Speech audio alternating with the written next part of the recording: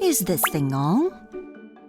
Why does she lose the flair for liberty? Let's look back upon what she did in the past 2 decades.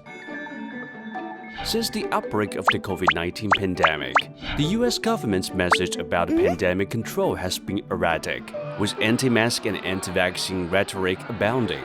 While the number of new cases continues to rise on a daily basis, there are still many politicians and people who oppose wearing masks. Freedom first! My body, my choice. No masks! No COVID vaccine. However, this kind of freedom opens the gate to the rampant transmission of the virus. Since September of this year, due to the pandemic and the domestic political instabilities, more than 14,000 Haitian refugees have entered the US from Mexico to seek asylum. Mommy, I'm so scared! Honey, we're one step closer to the land of the free. They'll surely help us. But the US soon launched mass deportation in a brutal way. This scene is reminiscent of the episode in US history when slave owners whipped black slaves around. Help us to clearly see what the place we're headed to looks like. The US government has blatantly waged wars against the sovereign countries in the pretext of protecting human rights and democracy. The Bush administration used WMD as the pretext for its 2003 invasion of Iraq, despite having just a vial of who knows what as proof. Here is our evidence that Iraq is producing bioweapons.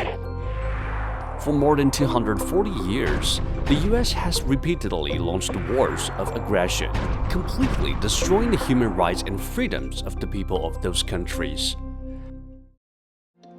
In addition, the US is extremely hostile to the normal development of other countries. The US has established several military bases with offensive armaments and sent aircraft carriers and strategic bombers throughout the year. Look, China is bullying its South China Sea neighbors. The US sends its warships from afar to rampage through the South China Sea, but did not allow China to engage in infrastructure construction on its own doorstep. This is an out-and-out American-style double standard.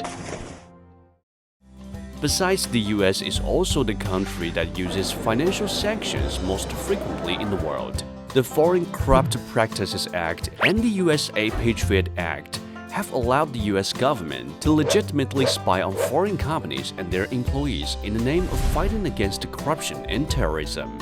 The US long-arm jurisdiction is a violation of the judicial sovereignty of other countries and the biggest irony of the self-proclaimed free market of the United States. The US government's failure in controlling the pandemic has cost more than 800,000 American lives.